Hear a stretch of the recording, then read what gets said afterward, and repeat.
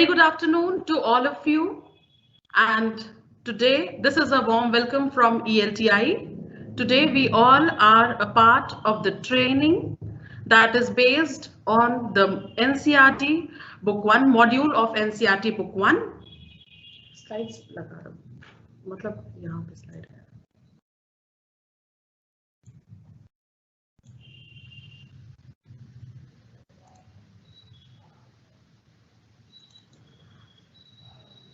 Slide के साथ video नहीं आएगा, तो इंट्रोडक्शन का वीडियो फिर खोल लेना teacher.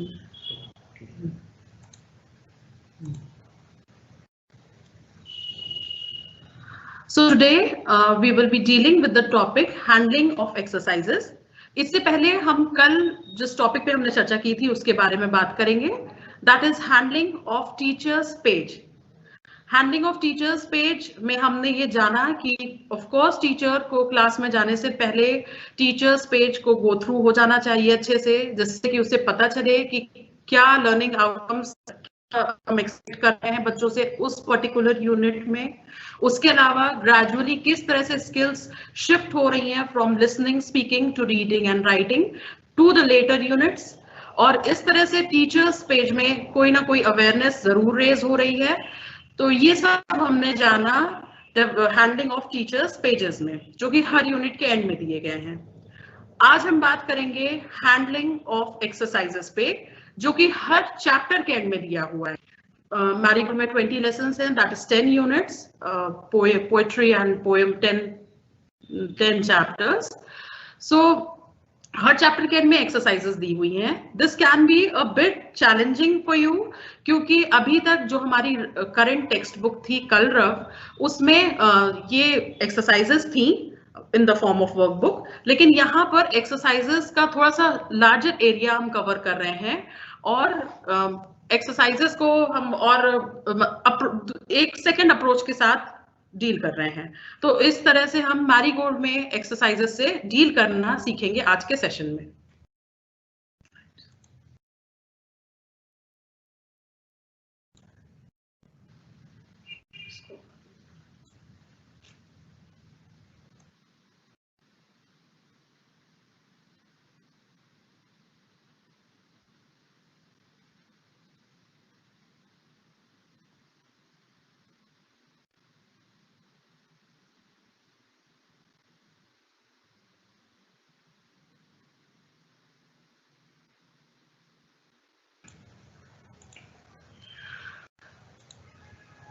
So today we will be going through the topic handling of the exercises that is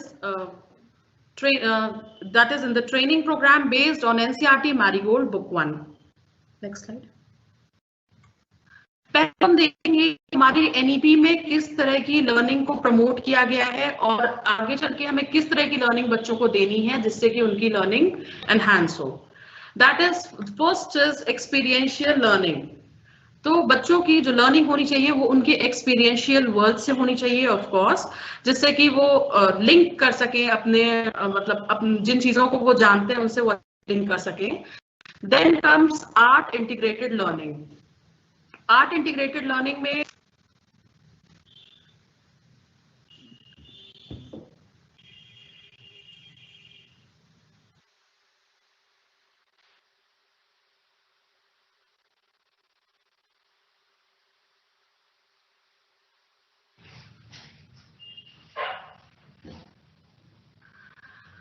next comes art integrated learning. Art integrated learning में क्योंकि ये बच्चे बहुत छोटे हैं तो इन्हें चित्रों के माध्यम से बेहतर समझ में आएगा, तो there is a focus on art integrated learning.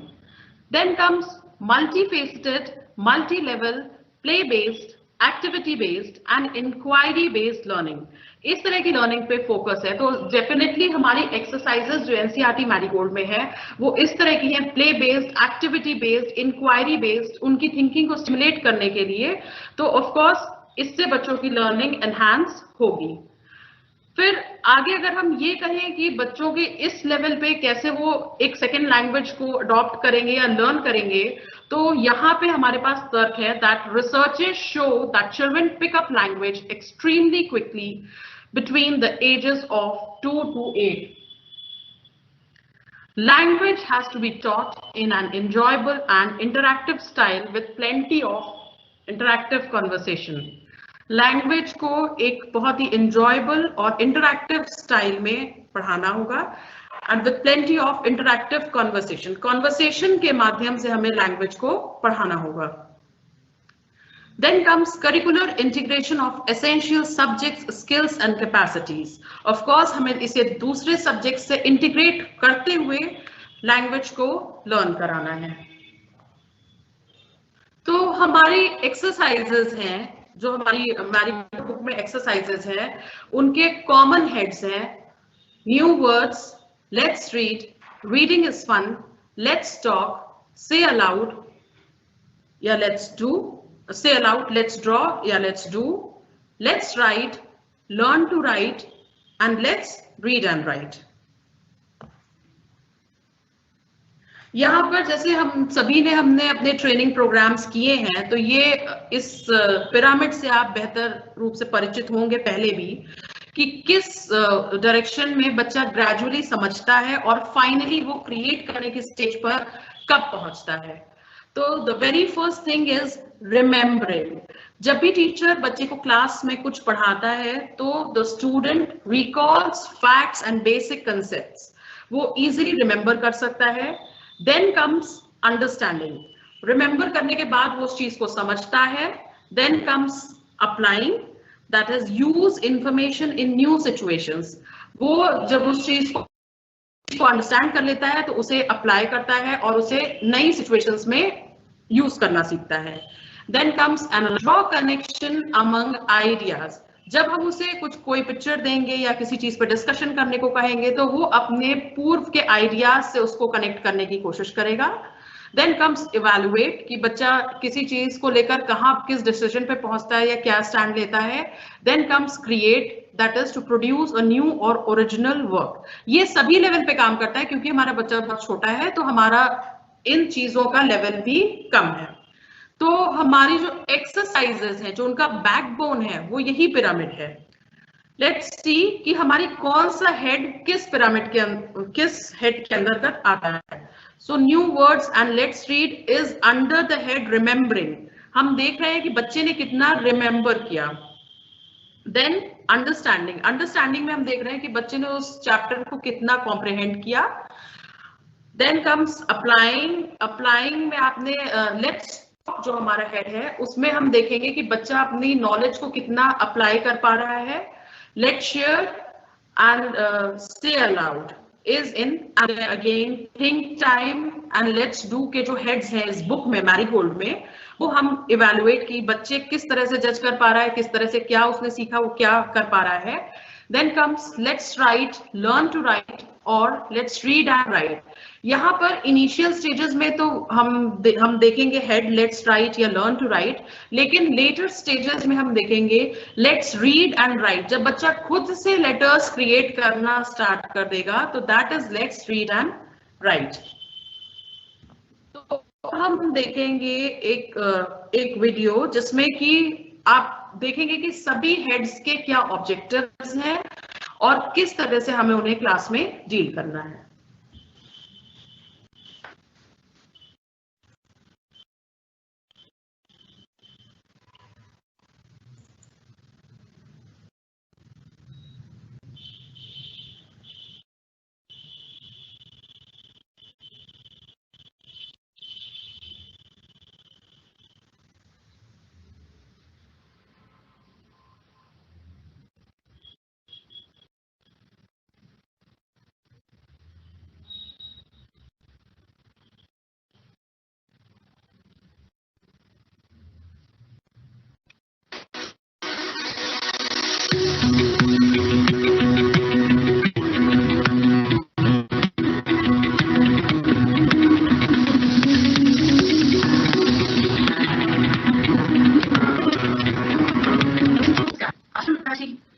Chapters में दी गई एक्सरसाइजेस पर चर्चा करेंगे. हम देखेंगे कि इन एक्सरसाइजेस को हम कैसे हैंडल करेंगे. प्रायः यह देखा गया है कि पाठ के अंत में दी हुई एक्सरसाइजेस से हम बच्चों का मूल्यांकन करते हैं. पर जब हम इस पुस्तक मैरीगोल्ड की बात कर रहे हैं तो यह देखते हैं कि इसके प्रत्येक पार्ट के अंत में दी हुई एक्सरसाइजेस बच्चे के सभी डेवलपमेंटल एरियाज जैसे कि कॉग्निटिव, अफेक्टिव, साइकोमोटर स्किल्स का मूल्यांकन ही नहीं बल्कि उनके अधिगम को सुदृढ़ करने में सहायक है। इनसे बच्चों को पाठ के अतिरिक्त भी बहुत कुछ सीखने को मिलता है। इनका मुख्य उद्देश्य बच्चों की सोचने की क्षमता को बढ़ावा देना है। सही मायने में बच्चे तभी सीखते हैं जब उन्हें उनकी कल्पना शक्ति के लिए छोड़ दिया जाता है। आइए हम यहाँ पर यह जाने कि इस पाठ्यपुस्तक में दी गई एक्सरसाइजेस को हम किस तरह से बच्चों के लिए सर्वाधिक उपयोगी बनाते हुए हैंडल कर सकते हैं। किसी भी पाठ के अंत में जो एक्सरसाइजेस दी गई हैं उनमें सबसे पहली हेड है न्यू वर्ड्स। न्यू वर्ड्स इस हेडिंग के अंतर्गत दिए गए न्यू वर्ड्स के लिए उन्हीं शब्दों को चुना गया है जो बच्चों के लिए पढ़ने व सीखने में सरल है। यद्यपि यह देखा गया है कि पाठ में कई और कठिन शब्दों का प्रयोग किया गया है, परंतु यहाँ पर उन्हीं शब्दों को बताया गया है जिन्हें वे आसानी से समझ व याद कर सकें। इसके मुख्य उद्देश्य हैं to make the children learn simple and most commonly used new words, build their vocabulary, and to make the students get acquainted with the correct pronunciation of the words. New words के example के तौर पर मैं एक paragraph पढ़ती हूँ यहाँ पर जो कि पेज नंबर 22 पर दिया हुआ है। So the straw stretched himself from one bank to the other. When the shoe jumped on the straw, it broke. The shoe fell into the water with a loud splash. The bubble shook and shook with laughter and burst with a big bang. इस paragraph में हम देखते हैं कि words जैसे कि stretched, laughter, burst, bang ऐसे शब्द और भी हार्ड शब्द आए हैं, यूज हुए हैं, लेकिन न्यू वर्ड्स में हमने केवल उन्हीं शब्दों को, आसान शब्दों को लिया है जिन्हें बच्चे आसानी से समझ और याद कर सकें। जैसे हम अपने न्यू वर्ड्स में देखेंगे bank, bubble, burst, cross, river, shoes, splash. New words के बाद हम देखते हैं हमारी नेक्स्ट हेडिंग है लेट्स रीड। इन सेंटेंसेस को उन्हीं शब्दों से बनाया गया है जिन्हें हम पूर्व में न्यू वर्ड्स में सीख चुके हैं और अब इन सेंटेंसेस के माध्यम से ही न्यू वर्ड्स के अर्थ को हम और बेहतर समझा पाएंगे। जिन शब्दों का सेंटेंस फ्रेम किया गया है उन्हें प्रत्येक यूनिट में पिंक से हाईलाइट किया गया है। इसके ऑब्जेक्टिव्स हैं to develop listening and speaking skill, सुनने और बोलने की क्षमता का विकास, say aloud very small sentence structures. यहाँ पर हम अनकॉन्शियसली बच्चों को सेंटेंस स्ट्रक्चर सिखाना चाहते हैं। To get more familiar with the new word, और जो न्यू वर्ड्स में हमने सीखा उनको जब हम सेंटेंसेस में एक्सप्रेस करेंगे तो हम उन्हें और बेहतर समझेंगे। एग्जाम्पल के तौर पर हम फिर से इसी चैप्टर को लेते हैं और देखते हैं page number 23। I can blow bubbles. I can wear shoes. अब इन सेंटेंसेस में हम देखते हैं कि बबल्स, शूज, इन वर्ड्स को हम न्यू वर्ड्स में पहले ही लर्न कर चुके हैं और इन्हें पिंक से हाईलाइट किया गया है। इसी तरह से न्यू वर्ड्स में जो शब्द हमने याद किए हैं या बच्चों को समझाए हैं उन्हें हम सेंटेंसेस के फॉर्म में भी समझा सकते हैं। जैसे कि we can make more sentences with new words as let us splash in the water. तो इस तरह से हम let's read को डील करेंगे।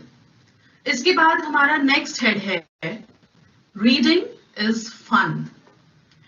बच्चों को पाठ समझने के बाद टीचर के द्वारा पाठ से संबंधित प्रश्न बच्चों से पूछे जाएंगे, जिससे प्रारंभ में तो बच्चे मातृभाषा में उत्तर देने के लिए स्वतंत्र रहेंगे, लेकिन बाद की यूनिट्स तक पहुंचते पहुंचते धीरे धीरे बच्चे अंग्रेजी में उत्तर देने के लिए प्रोत्साहित होंगे या अध्यापक द्वारा किए जाएंगे। इसके ऑब्जेक्टिव्स इस प्रकार हैं: to develop thinking, to make the students speak on their own, बच्चे खुद बोलने के लिए प्रोत्साहित हों, पहले एक दो शब्दों में और उसके बाद फुल लेंथ सेंटेंसेस में। उसके बाद to help the teacher understand how much the child has understood the text to get a thorough understanding of the text. Teacher को ये समझने में सहायक है कि बच्चे ने पाठ को कितना समझा, कितना ग्रास्प किया, जो कि टीचर के लिए बहुत ही आवश्यक है। एग्जाम्पल के तौर पर हम फिर से इसी चैप्टर का एग्जाम्पल लेते हैं, the bubble, the straw and the shoe. Page number 23 पर आप देख सकते हैं रीडिंग इज फन में ये जो क्वेश्चंस दिए हुए हैं, name the 3 friends, where did they go one day and what did they want to do. यहाँ पर एक खासियत है कि ये सारे क्वेश्चंस चैप्टर से रिलेटेड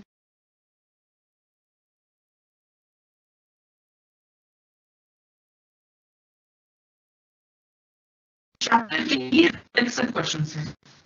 इसी प्रश्न पूछ सकते हैं कि What did the friends have to cross? Who fell in the water? तो इस प्रकार से ये reading is fun reflexive questions पर बेस्ड है। तो इस तरह से हमने ये समझा कि रीडिंग इज फन के अंदर का समावेश करेंगे या इस तरह के हम इस स्किल को डेवलप करेंगे। रीडिंग इज फन हम आसान पूछते हैं। अब नेक्स्ट हेड में लेट्स टॉक, जो कि सभी चैप्टर्स के एंड में है, हम देख सकते हैं कि टीचर के द्वारा बच्चों की सोचने की क्षमता को बढ़ाने के लिए पुस्तक के अतिरिक्त भी प्रश्न पूछे जाएंगे। उनमें पाठ की समझ विकसित करने के लिए ये प्रश्न उनके दैनिक जीवन या आसपास से संबंधित होंगे। उस विषय वस्तु से हम उनके दैनिक जीवन से भी प्रश्न पूछेंगे। ऑब्जेक्टिव्स इसके हैं: develop conversation skills, promotes self expression, helps the students to think aloud, बच्चे अपने सोचने की क्षमता को विकसित करें। जब टीचर उनसे ऐसे प्रश्न पूछेगा जो उनके आसपास से संबंधित हैं, तो वो ये सोचने पर मजबूर होंगे कि उन्हें ऐसी सिचुएशन में क्या करना था। Promotes inquiry based learning, to build imagination and think beyond the text.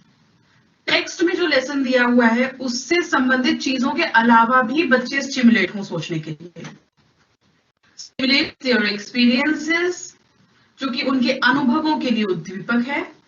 और डेवलप्स कॉग्निटिव डोमेन, ये उनके संज्ञानात्मक डोमेन को डेवलप करता है। लेट्स टॉक के एग्जाम्पल के तौर पर हम देखते हैं लेसन हमारा one little kitten at page number 30।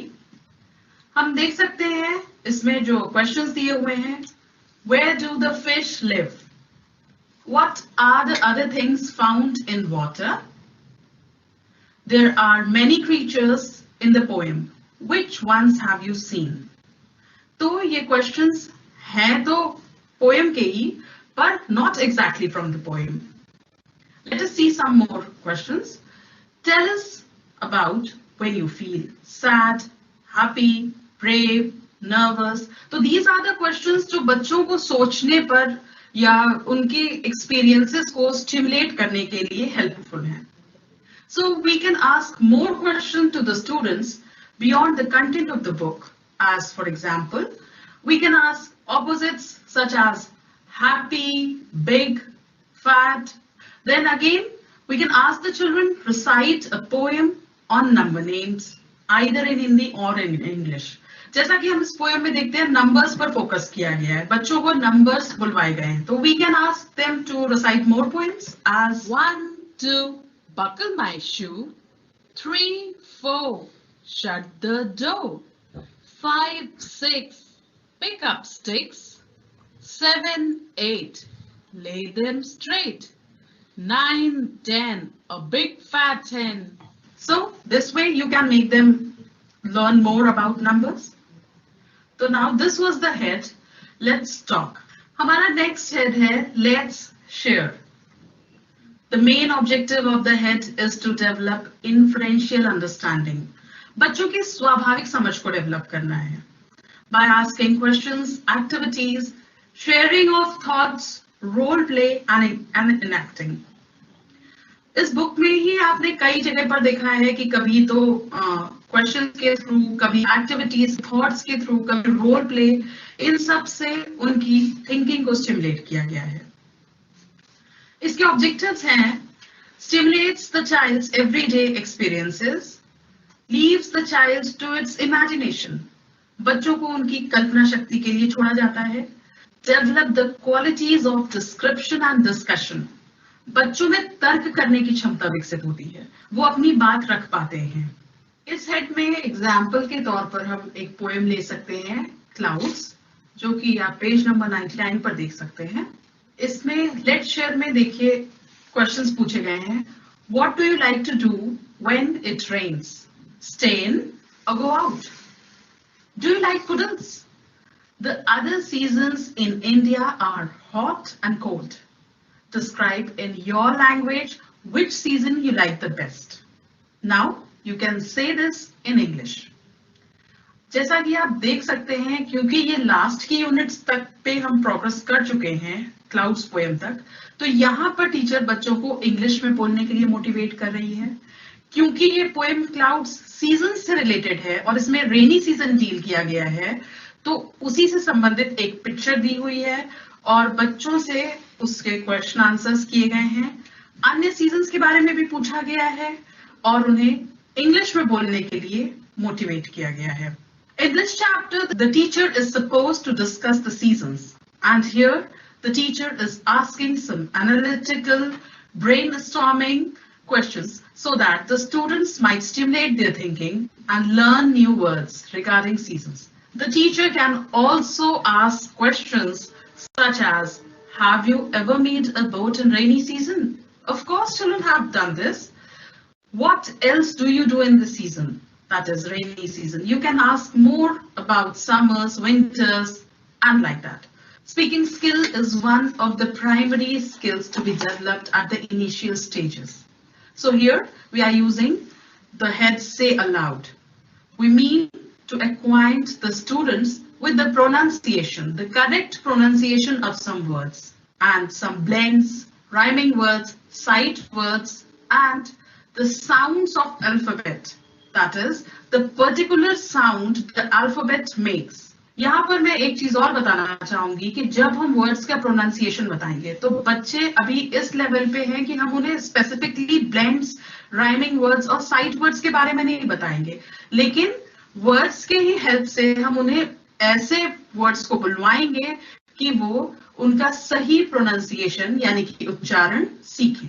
Now let us have a look at the objectives of this head. Recognition of sounds of letters or words, development of pronunciation skill, development of speech pattern, and identification of words. So now, इस head में हम देखते हैं कि पूरी तरह से बच्चों के स्पीकिंग स्किल पे फोकस किया गया है और उन्हें धीरे धीरे प्रोग्रेसिव वे में पहले तो लेटर्स, स्मॉल वर्ड्स और उसके बाद बिगर वर्ड्स का सही प्रोनाउंसिएशन बताया गया है. वेल, इस टॉपिक से हमने और भी डिटेल में डील किया है हमारे डेवलपमेंट ऑफ प्रोनाउंसिएशन सेक्शन में. Let us have a look at the example of this head. Let us take a poem, A Little Turtle, at page number 89. All of you can see.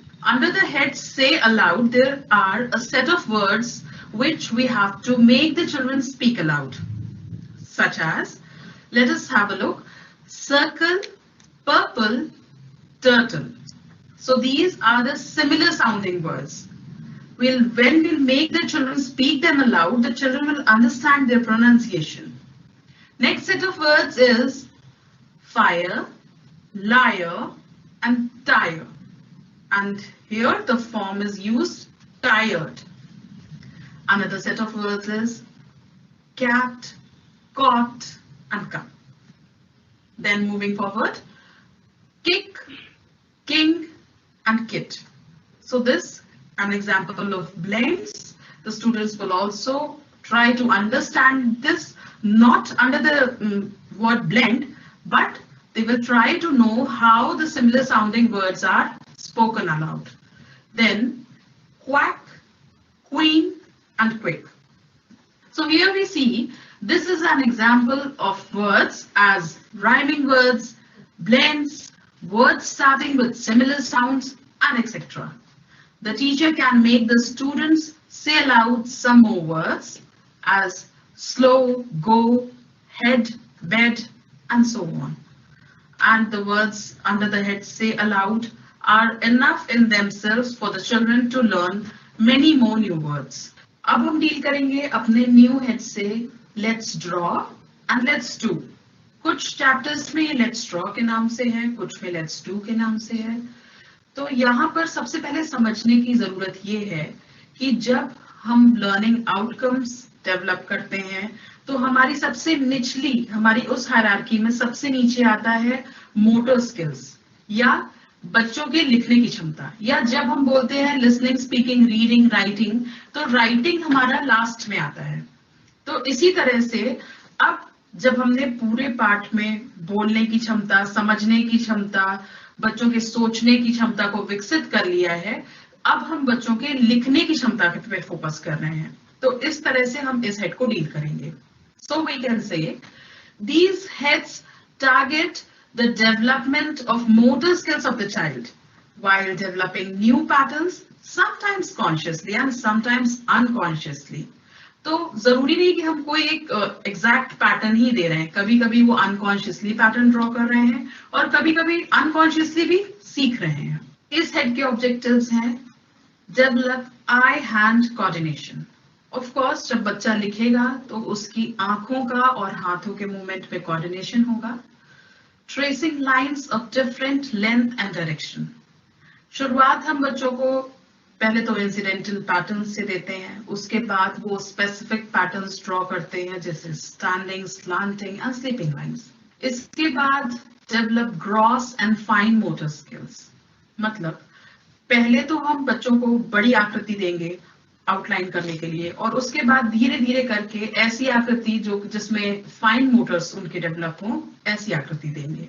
Then unconsciously drawing patterns, और कभी कभी numbers के through या alphabets के through ही ऐसा pattern draw कर देंगे, ऐसा पैटर्न ड्रॉ करने के लिए कहेंगे कि वो अनकॉन्शियसली ड्रॉ भी कर रहे हैं और वो नंबर्स या अल्फाबेट्स के बारे में जान भी रहे हैं. लेट्स ड्रॉ या लेट्स डू हेड में हम एग्जाम्पल लेते हैं चैप्टर सर्कल, जैसा कि आप देख सकते हैं पेज नंबर 58 पर. Let's draw in the circle below. Draw what grandmother Drew, what Mohini Drew. तो इस तरह से बच्चों को हम मोटिवेट कर रहे हैं कि ग्रैंडमदर ने क्या ड्रॉ किया था, क्या मोहिनी ने ड्रॉ किया था इस सर्कल के अंदर. नाउ इसी के साथ हम शेप्स की भी जानकारी दे रहे हैं. Look at these shapes as triangle, square and rectangle. और इन्हीं तीनों की हेल्प से आप you can make a car, a house, a door or anything else. तो in short, we are motivating students to draw, to develop their coordination, to develop their eye-hand coordination, to develop their motor skills and so on. So now we can ask the children to draw or trace according to the given instructions. We can ask the children to draw more things. We can leave the children on their own to draw anything they like to. So this is way we'll develop their motor skills. अब हम देखते हैं हमारा next head. Let's write, learn to write, let's read and write. Her chapter में ये अलग इन तीनों heads के नाम से दिया गया है. This head focuses on the recognition and formation of the alphabet. हालांकि इस टॉपिक पर विस्तार से बात की गई है रीडिंग एंड राइटिंग स्किल्स पर यहाँ पर हम थोड़ा सा इस पर फोकस करते हैं. The head focuses on the recognition and formation of the alphabet. इस हेड में हम बच्चों को अल्फाबेट बनाने के लिए प्रेरित कर रहे हैं.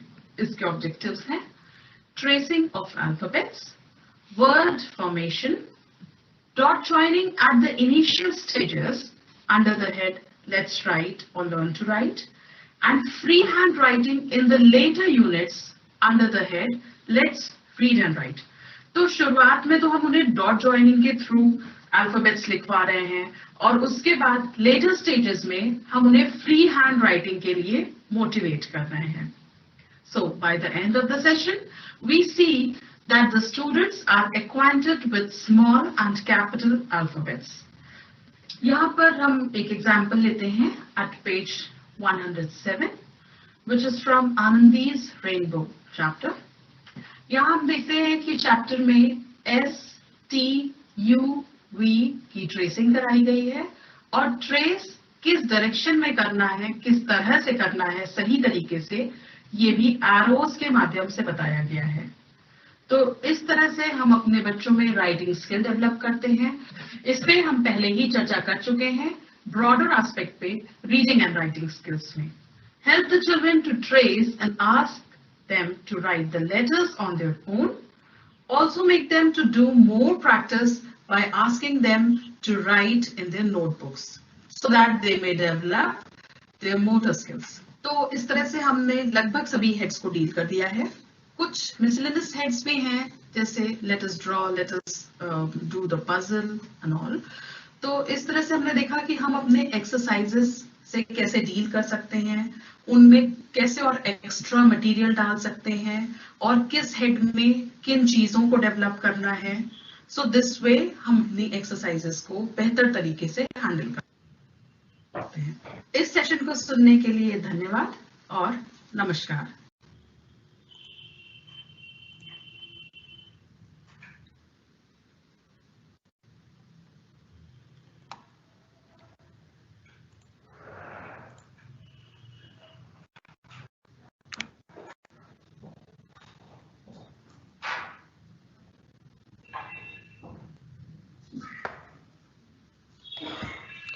So we are back.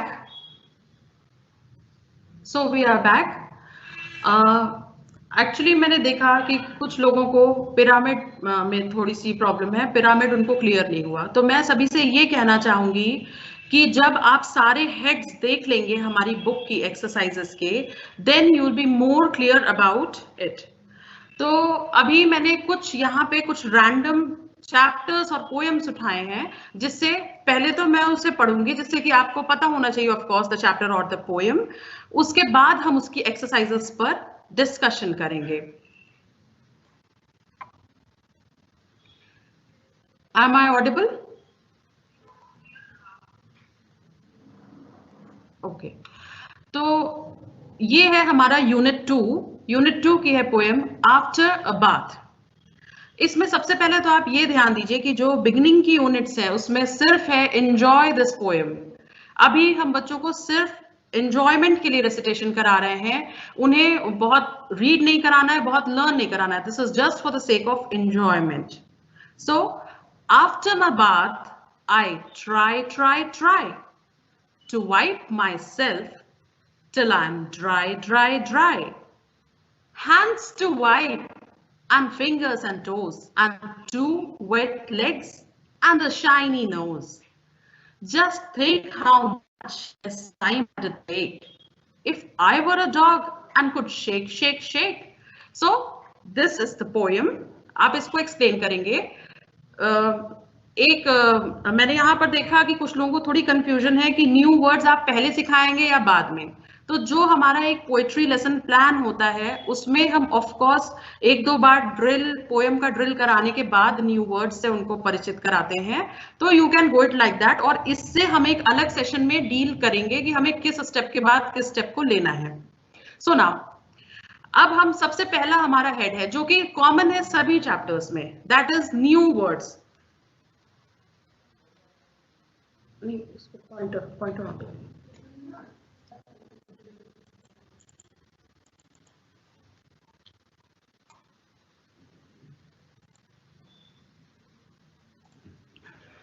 हमारा जो पहला हेड है न्यू वर्ड्स, इसमें आपको कुछ वर्ड्स दिए गए हैं, dog, how, mat, try, to.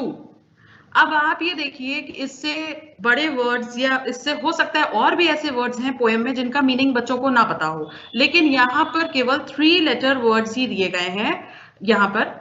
तो जरूरी नहीं है कि बच्चों को सारे वर्ड्स का मीनिंग समझ में आए ही, आप उनको जेस्चर्स से समझा सकते हैं, आप उनको, इसी को हम लैंग्वेज एक्विजिशन कहते हैं, जब बच्चा सुने, उसके ईयर्स ट्रेन हो जाए उस वर्ड के लिए, धीरे धीरे gradually he will get the meaning of the word. तो यहाँ पर ये कुछ हमने नए वर्ड्स लिए क्योंकि अभी बहुत इनिशियल स्टेज है, बिगनिंग है, तो छोटे वर्ड्स लिए गए हैं। यहाँ पर आप दो वर्ड्स देख रहे हैं, पिंक से हाईलाइट किए गए हैं, ट्राई एंड टू। इसे हम ले गए हैं नेक्स्ट हेड में, लेट्स रीड। इनके हमने सेंटेंस बनाए हैं ऑफ कोर्स। तो यहाँ पर हम बच्चों को इन लाइंस को कोशिश करेंगे, उनको प्रेरित करेंगे पढ़ने के लिए। I try to save water. I have 2 ears, 2 legs, 10 toes and 1 nose. तो यहाँ पर आपने देखा कि try और 2 वर्ड्स से सेंटेंसेस बनाए हैं। इस तरह से आप क्लास में और वर्ड्स लें, जैसे डॉग, हाउ, मेट, इन वर्ड्स से भी आप बच्चों को एनकरेज करें और सेंटेंसेस बनाने के लिए, जिससे कि वो इजीली अंडरस्टैंड कर सके। तो सबसे पहले ये वर्ड्स हम उनको बताएंगे, they will remember these words and then they will understand them and frame them in sentences. इसके बाद हमारा नेक्स्ट हेड आता है,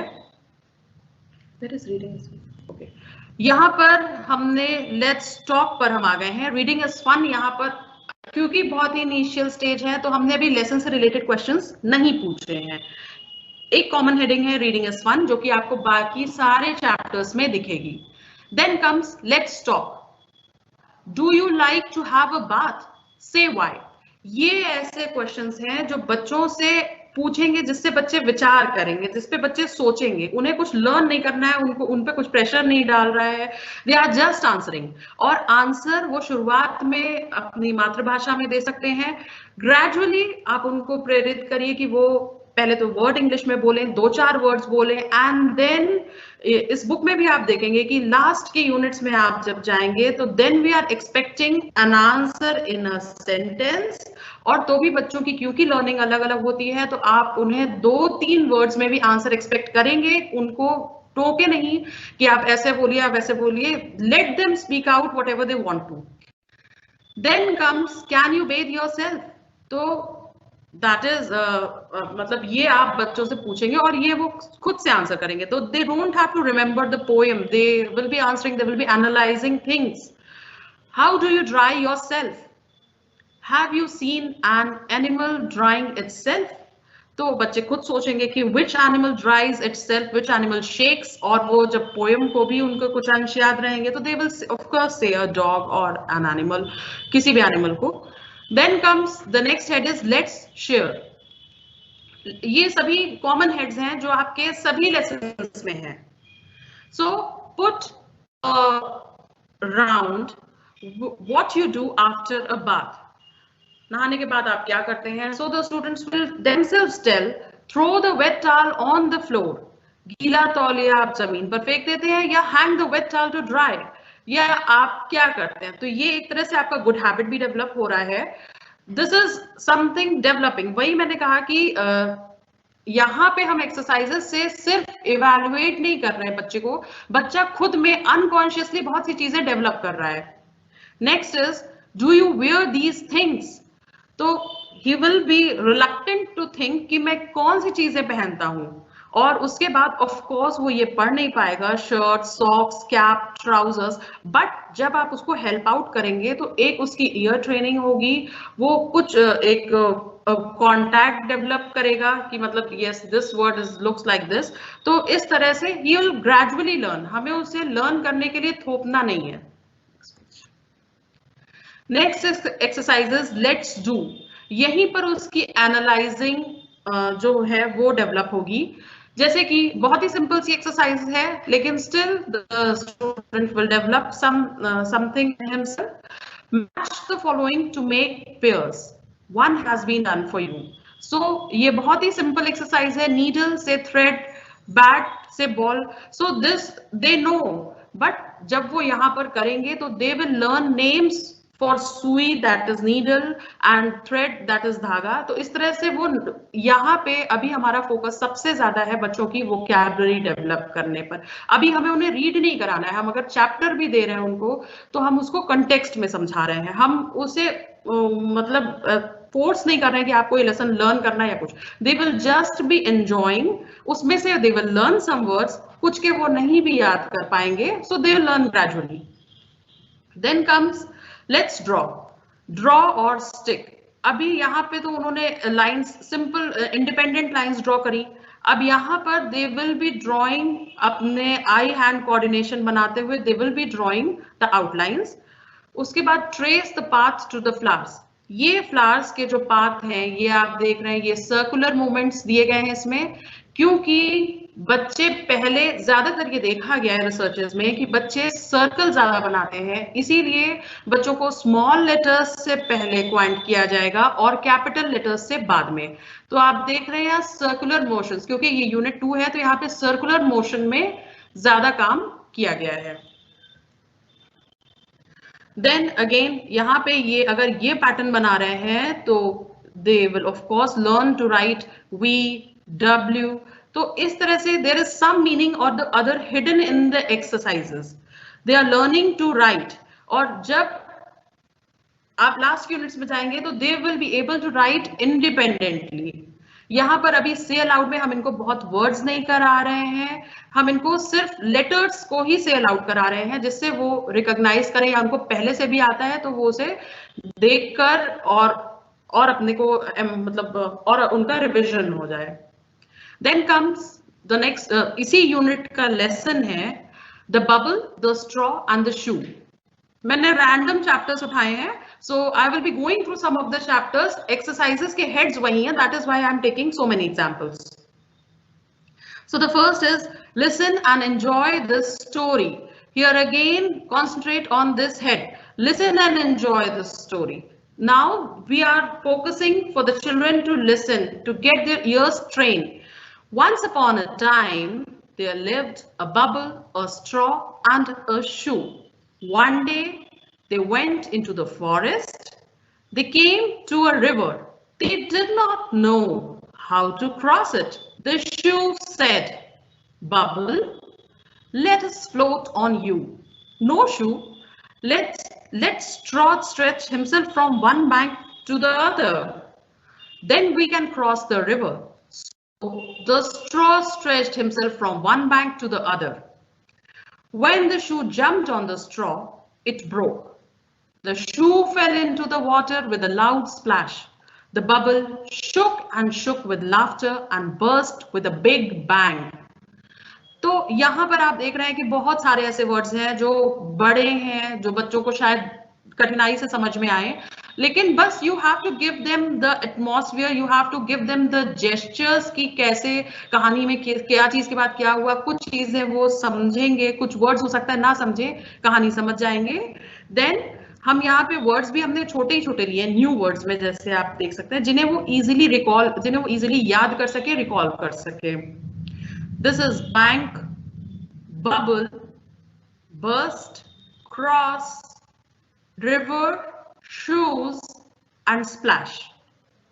अब यहाँ पर बबल और शूज, जब इन्हें इसका मतलब समझ में आ गया, इन्हें जब ये वर्ड्स याद हो गए कि what is this thing called, तब ये इसे सेंटेंस में अपने आप ले जाएंगे, और तब जब वो इसे समझेंगे इसका मीनिंग, तो ये इसकी समझ के आधार पर ही वो इसका सेंटेंस बनाएंगे।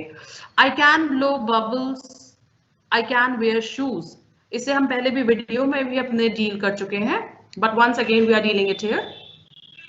इसके बाद हमारे नेक्स्ट हेड है reading is fun. Reading is fun में जो हमारे क्वेश्चंस का टाइप है वो strictly is from the chapter, जैसे कि name the 3 friends, where did they go one day, what did they want to do। इस तरह से आप और क्वेश्चंस फ्रॉम द चैप्टर आप उनसे कर सकते हैं। यहाँ पर उनकी कॉम्प्रिहेंशन समझ में आएगी कि उन्होंने लेसन को कितना समझा, तो इसी के आधार पर आप और क्वेश्चंस पूछ सकते हैं। Then comes let's talk. Let's talk में आपके जो क्वेश्चंस होंगे वो ऑफ कोर्स आप स्ट्रॉ से रिलेटेड क्वेश्चन पूछ सकते हैं, आप बबल से रिलेटेड पूछ सकते हैं, या फिर आप फ्रेंड्स की दोस्ती पर रिलेटेड चीजों पर बात कर सकते हैं, because when they talk they will be able to, मतलब जो चीजें वो समझेंगे उसी पर वो बात करेंगे, तो they will be able to learn more new words and they will be able to speak out. How do you make bubbles? What do you wear on your feet? How would you cross a river? तो इस तरह से हमारा let's talk, जो कि इसी type के सभी क्वेश्चंस हैं आगे चल के और लेसन्स में भी. तो यहाँ पर आप जैसे एक्स्ट्रा क्वेश्चन ये भी पूछ सकते हैं कि what do you drink with a straw, what do you use to do, मतलब what do you do with a straw, so like this. इसके बाद लेट्स शेयर में यहाँ इन्होंने फिल इन द ब्लैंक्स लिया हुआ है, that is from the chapter. हो सकता है बच्चों का हो, but they will somehow manage to write on their own. Then again let's draw. Last का जो हमारा ये है, ये हमारा psychomotor skill, fine motor, gross motor जब डेवलप करने का है, वो हमारा जो राइटिंग स्किल वैसे भी लास्ट में आता है, तो ये हमारा ये स्किल डेवलप हो रहा है. देन कम्स, अब यहाँ पर क्योंकि उन्होंने प्रैक्टिस सर्कल्स की या गोले की ज्यादा की है, तो यहाँ देखिए ये बबल्स को भी बता रहे हैं कि आउटलाइन द बबल्स, और उसके बाद इन लेटर्स को भी आप आउटलाइन करते रहिए. Sing a poem, that is hop a little, jump a little, 1 2 3, run a little, skip a little, tap one knee, bend a little, stretch a little, nod your head, yawn a little, sleep a little in your bed. तो इस तरह से आप उनको ये poem भी गवा सकते हैं. इसके बाद हमारी जो नेक्स्ट एक्सरसाइजेस है, ये बहुत अच्छा एग्जाम्पल है इंटीग्रेटेड अप्रोच का, हमारा आर्ट इंटीग्रेटेड लर्निंग का, जिससे कि हम और विषयों से जोड़ते हुए भी अंग्रेजी पढ़ा रहे हैं, और उन विषयों के स्पेसिफिक शब्दों को अंग्रेजी में क्या बोलते हैं ये हम यहाँ पर अनकॉन्शियसली सिखाएंगे. Match the balls with their numbers. यहाँ पर बच्चे गिनती ऑफ कोर्स जो मैथ्स में सीख भी रहे होंगे इसी समय. So now trace the numbers. Numbers trace किया, वो नंबर्स की आकृति से परिचित हैं, और फिर टीचर उन्हें बताएगा दिस इज 8, 10, 7 एंड 9. वो उन्हें सीक्वेंस में भी गिनती बता सकते हैं. देन अगेन यहाँ पे थिंक टाइम. बच्चों को जब आप ये ऑब्जेक्ट्स देंगे, they will think on their own.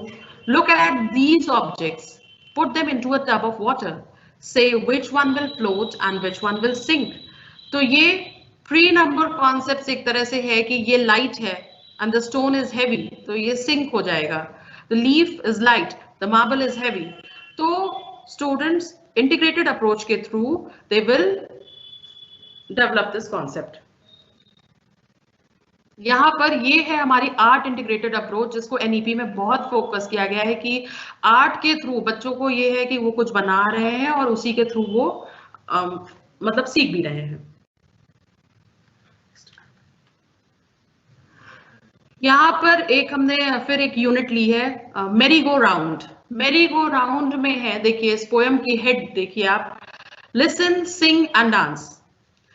I climbed up on the merry-go-round and it went round and round. I climbed up on a big brown horse and it went up and down. Around and round and up and down. Around and round and up and down. I sat high up on a big brown horse and rode around on the merry-go-round and rode around. On the merry-go-round, I rode around on the merry-go-round, around and round and round. So यहाँ पर हम new words देखेंगे. ये heads से मेरे ख्याल से आप परिचित अब हो गए होंगे कि किस तरह के हेड्स हैं हमारी बुक में और उनसे कैसे डील करना है. So यहाँ पर फिर again there are new words, around, down, in, on, out, round, up. तो ये आपको इतनी बड़ी पोएम देके you don't need to get terrified with the poem कि this is such a big poem and how will the students learn. No, you have to just make the children learn and sing the poem. Just they will listen the poem. अभी की units तक यही है. बहुत ही last में हम ये expect कर रहे हैं कि बच्चा पोएम रीड करे और उसके बाद लर्न भी करे, लेकिन अभी the poem is just for them to listen, to get the ear training and to enjoy. इस वर्ड्स, न्यू वर्ड्स में आप देखिए, न्यू वर्ड्स में उनको परिचित कराया गया है around, down, in, on, round, up. तो इस तरह से आप उनको यहाँ पर ये भी बता सकते हैं कि इन का ऑपोजिट है आउट, डाउन का है अप। तो इस तरह से आप उनको न्यू वर्ड्स में ही बता सकते हैं, क्योंकि आप न्यू वर्ड्स को भी किसी चीज से रिलेट करके ही समझाएंगे। Then comes let's read. Let's read में जो सेंटेंसेस, जो वर्ड सीखे उन्हीं से सेंटेंसेस बनाना है। Then comes reading is fun. How did the merry go round go? Of course they will answer, how did the big brown horse go? Big brown horse कैसे गया, ये भी वो आंसर करेंगे। इसमें एक्सपेक्टेडली एक ही आंसर आएगा, बट जब हम लेट्स टॉक में या लेट्स शेयर में बात करेंगे तो we will have multiple answers, हमें डिफरेंट बच्चों से डिफरेंट आंसर्स मिलेंगे। So have you seen a merry go round? तो some will say yes, some will say no. Where have you seen it? Would you like to go to a fair? और फिर आप उनसे fair पे बातें करिए कि उनके विलेज में जो भी फेयर लगता हो उस बारे में। Then comes let's share. आप उनसे इस पिक्चर पे डिस्कशन करेंगे। This is the way of learning a language. हमें उन्हें अलग से मीनिंग नहीं बतानी है, सिर्फ उनकी वोकैबुलरी एनहांस करनी है और उन्हें प्रोत्साहित करना है बोलने के लिए। अगर वो गलत बोलते हैं तो उन्हें टोकना नहीं है, उन्हें सिर्फ ठीक करना है ग्रेजुअली, धीरे धीरे, जिससे कि वो सही बोले। देन ये एक्सरसाइज है go round the merry go round, circle the letters and से देम अलाउड। ये सब साइकोमोटर स्किल्स के लिए है। इसमें बच्चे ऑफ कोर्स हर अल्फाबेट को राउंड करना है।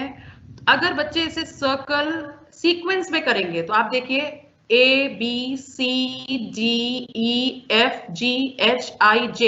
और एक मेरी गो राउंड कैसे चलता है, इस तरह से आप आ गए KLMN।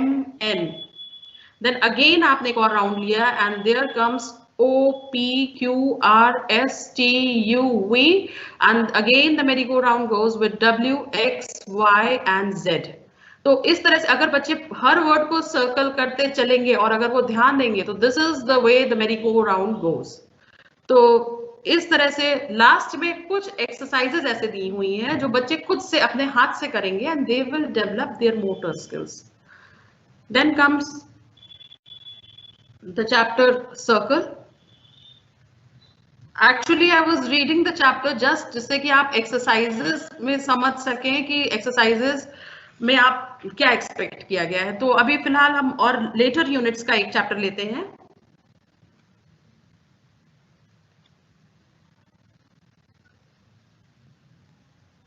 जैसे हमारी यूनिट 7 में एक लेसन, एक पोएम है kite. So this is learn and enjoy this poem. अभी भी आपका यही हेड है, learn and enjoy this poem.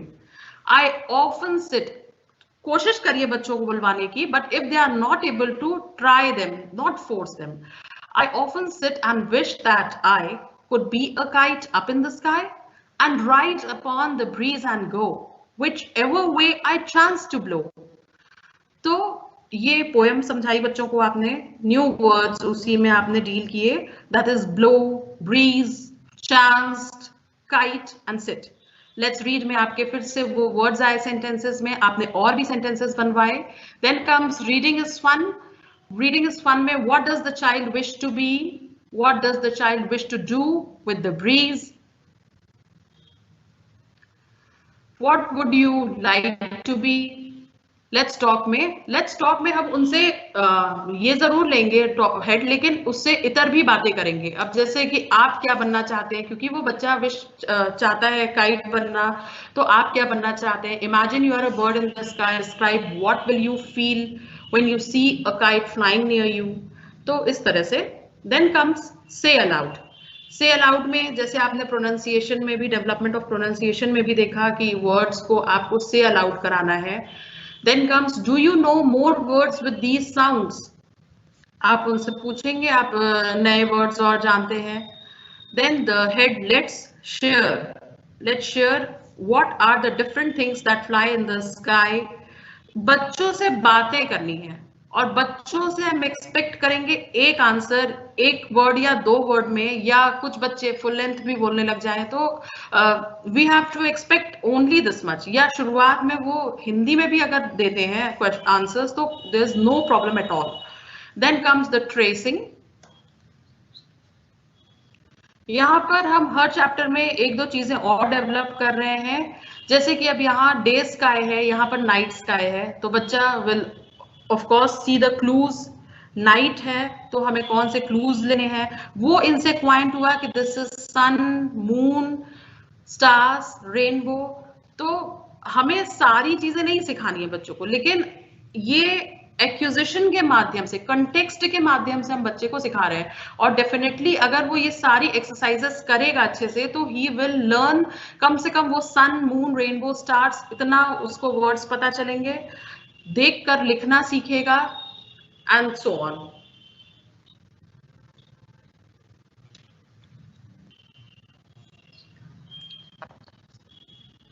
Time कितना है? क्वेश्चन आंसर टाइम ठीक है। एक ये लास्ट हम ये भी देख लेते हैं, लेट्स डू में look at the picture and tell the story in your own words. तो पिक्चर के थ्रू बच्चों ने अब इतनी इनिशियल अंडरस्टैंडिंग डेवलप कर ली है कि वो पिक्चर से समझ जाएंगे कि पिक्चर क्या बताना चाह रही है। तो इसी तरह rearrange the following sentences in the right order to make it into the story on the left page. तो a wind blows, it is raining, the crow flies away with the umbrella, the girl has an umbrella, the umbrella is now a nest, the umbrella hangs from a tree। तो इसे sequence में बच्चों को समझाते हुए एक एक line को आप सीक्वेंस करने की कोशिश करेंगे। तो अब हम चलेंगे अपने क्वेश्चन आंसर सेशन पे due to short of time. तो देखते हैं।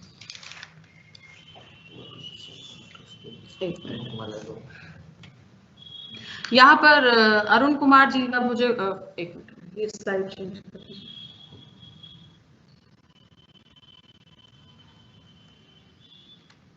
अच्छा, क्वेश्चन आंसर सेशन पे जाने से पहले मैं असाइनमेंट देना चाहूंगी कि लुक एट दिस पिक्चर।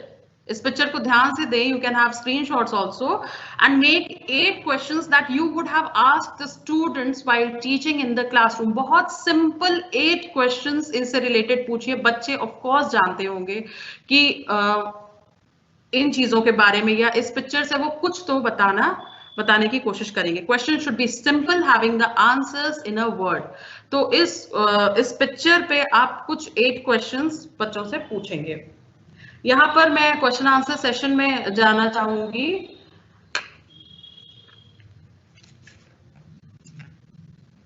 जी, इसको ऑडियो ओके। तो यहाँ पर मैंने देखा कि कुछ लोगों को पिरामिड में जो दिक्कत थी, तो अब आप ऑफ कोर्स समझ गए होंगे कि पहले हमने उन्हें नए वर्ड्स रिमेंबर कराए। जो हमारा पिरामिड, लर्निंग पिरामिड चलता है, उसमें जो हायरार्की है वो है नॉलेज, अंडरस्टैंडिंग, एप्लीकेशन। तो उस आधार पे ये हमारा पिरामिड बना है। और क्रिएट पे जब बच्चा जाके अपने से कुछ कर पाता है तो दैट इज क्रिएट। और इसी आधार पे हम अपने लर्निंग आउटकम सेट करते हैं, और उन्हीं लर्निंग आउटकम्स को जज करने के लिए हमने इसे रिलेट कर दिया है। बस that's just a relation between the pyramid and the heads of the exercises. I hope you would have understood कि पिरामिड कैसे रिलेट कर रहा था एक्सरसाइजेस के हेड्स से, क्योंकि कैसे पहले थोड़ी छोटी चीजें डेवलप हुई, फिर कैसे बाद में एनालिटिकल गए, और कैसे लास्ट में बच्चे खुद से कुछ क्रिएट करेंगे। मतलब अभी तो वो बहुत छोटे हैं, पिरामिड थोड़ा सा लार्जर उसको डिपिक्ट करता है, बट यहाँ पे जो हमारी नीड है वो यही है, बच्चा खुद से लेटर्स फ्रेम करने लगे। एंड में अगर वो खुद से लेटर फ्रेम करने लगता है, दैट इज अवर क्रिएशन। या वो कुछ नया बना पाता है, कुछ एक्टिविटी बेस्ड कुछ कर पाता है, दैट इज अवर क्रिएशन। तो हमारे गोल्स यहाँ पे छोटे हैं। Pyramid is depicting something higher. इसके बाद यहाँ पर NEP का फुल फॉर्म किसी ने पूछा था, that is new education policy. उसके बाद ये कुछ लोगों को ये प्रॉब्लम थी कि आप पहले रीड अलाउड नहीं कराया। पहले ये लेसन के साथ आपके चलेंगे, ये एक अलग सेशन में डील होगा about that is poetry lesson plan और प्रोज लेसन प्लान। उसमें आपका ये डील होगा कि आपको क्या चीजों को पहले लेना है। एक चीज को डिस्कस करने के लिए लगभग 6 से 8 दिन लिए गए हैं पोएट्री या लेसन को, तो उसको आप देखेंगे कि हमें कौन सी चीजें लेनी है, किस तरह से लेनी है, तो वो हम इसको डिस्कस करेंगे। देन कम्स, किसी ने पूछा है कि व्हाट आर साइकोमोटर स्किल्स। तो साइकोमोटर स्किल्स आर, बच्चों जब आई हैंड कोऑर्डिनेशन बनता है, जब वो देखते हैं और अपने से एक सर्कल बनाता है जब बच्चा, या जब एक लाइन ड्रॉ करता है, that is called psychomotor. Psychomotor में आपके होते हैं फाइन मोटर और ग्रॉस मोटर। ग्रॉस मोटर में जब वो कुछ मोटी चीजों को ड्रॉ कर पाता है तो दैट इज ग्रॉस मोटर, और फाइन मोटर में जब वो कोई फाइन चीजों को आउटलाइन कर सकता है तो that is fine motor. Can you please present objectives collectively with their respective heads? Of course, ये module आपको provide होगा, तो you will get the objectives, और that is in the module, of course. Your psychomotor skills. Please show again the picture which was flashed before the question session. Okay, this one. Will there be an NCERT books for all the classes in basic? No, they will be introduced from class 1. This is challenging, but this is not impossible. हमने एक अपनी approach बदली है, हमने सिर्फ अपनी approach बदली है। लैंग्वेज एक्विजिशन की बुक आपको जरूर मोटी दिख रही है, you don't need to be get feared with the book. आपको सिर्फ बच्चों को कुछ वर्ड्स, कुछ वोकैबुलरी कंटेक्स्ट में सिखाने हैं, इसलिए ये चैप्टर्स दिए गए हैं। सिर्फ बच्चों को आपको समझाना है, आपको पढ़ाना है, तो there is nothing difficult in that. How to make children sing with rhyme? So rhyming is very nice. आप इसको अच्छे से गाते हुए सिखा सकते हैं, और हम अपने how to deal with poetry lessons में हम आपको बताएंगे, या हमारे आगे QR कोड्स में भी आपके rhymes आप देख सकते हैं कि कैसे उनको सिंग करना है। Pronunciation auto improve. Okay, ठीक है। I think the time is over, and thank you for listening patiently to the session. Thank you.